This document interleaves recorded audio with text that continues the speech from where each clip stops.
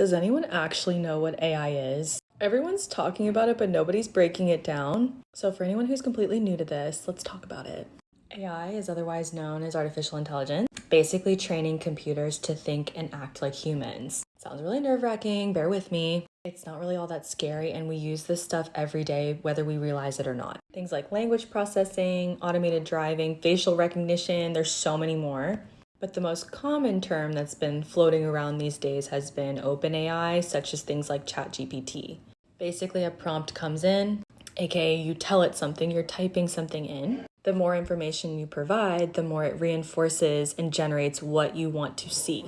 It continues to collect data with each prompt, so it can give you smarter answers each time. This is worth a whole separate video. But AI actually extends beyond ChatGPT, since all that AI does is it collects data, it identifies patterns and trends, and then AI is used to predict and make future decisions based on that initial data. I know it sounds intimidating, but we see it in the medical field, we see it in the automotive industry, and we see it in the banking industry too.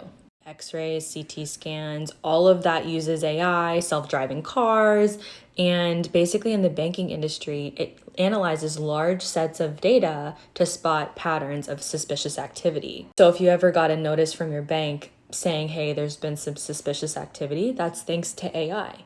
The retail industry and financial sector also really benefit from AI due to customer service. It improves customer service and it helps assess risk. But with everything cool, there are some limitations, such as its inability to understand human emotions, of course, because it's a computer, and it's highly reliant on data. So if the data set is flawed, then your information might not be accurate.